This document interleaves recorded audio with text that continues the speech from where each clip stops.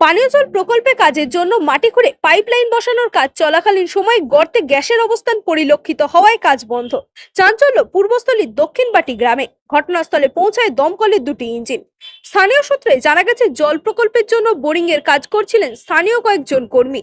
হঠাৎই তারা একটি বিশেষ ধরনের গন্ধ পেলে সন্দেহ হয় বোরিং পাইপের গোড়ায় দেশলাই জ্বালতেই দাউ দাউ করে আগুন জ্বলে ওঠায় আতঙ্ক ছড়ায়। প্রাথমিকভাবে কাজ বন্ধ রেখে খবর দেওয়া হয় দমকলকে। পরে দমকলের দুটি ইঞ্জিন এসে পরিস্থিতি খতিয়ে দেখে এলাকাটিকে ঘিরে রাখার পরামর্শ দেয়। এরপরই প্রশাসনের তরফ থেকে অপ্রীতিকর ঘটনা এড়াতে এলাকাটিকে ঘিরে রাখা হয় এবং কী ধরনের গ্যাস এখানে অবস্থান করছে তা জানতে ওএনজিসির সহযোগিতা নেওয়া হয়েছে। 290 ফুট মতো বোরিং হয়, বালি পাওয়া যাচ্ছে না। তখন মিস্ত্রি সন্দেহ হয় যে কিছু একটা ব্যাপার আছে। তখন ওই পাইপ তুলতে থাকে। 140 ফুট পাইপ যখন ওঠার পরে ওই তলার আরও যে পাইপ আছে সেগুলো আস্তে আস্তে তুলে দেয় এবং শোঁ করে শব্দ হতে থাকে। তখন ওদের সন্দেহবশত তখন ওরা ভাবে হয়তো গ্যাস ফ্যাস কিছু আছে। তখন ওই লাইট জ্বালা ধপ করে ঝেলে একবারে 5-7 ফুট হাইটের আগুনের প্রবাহ সৃষ্টি হয়।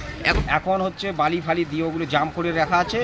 সন্ধ্যে থেকে গত সন্ধ্যার থেকে এই ব্যবস্থায় পড়ে আছে। রামপুরহাট থানা কালকে এসেছিলো, কালকে ফায়ার ব্রিগেডের দুটো গাড়ি এসেছিলো, আজকেও সকালে ফায়ার ব্রিগেড এসছে, পুলিশ এসছে এবং প্রশাসনের উদ্যোতর সমস্ত জায়গায় জানানো হয়েছে।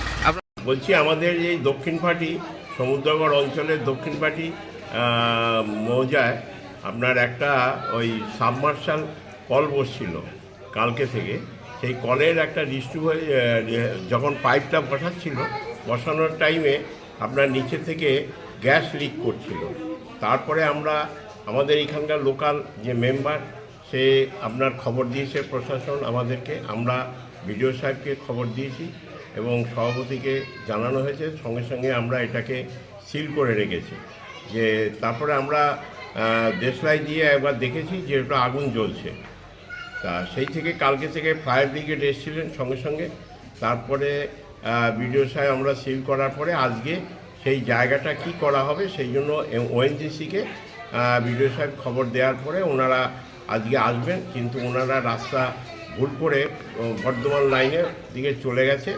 তা 2 ঘন্টা বাদে আসছেন। তারপরে আসলে আমরা সেই পদক্ষেপ গ্রহণ করব।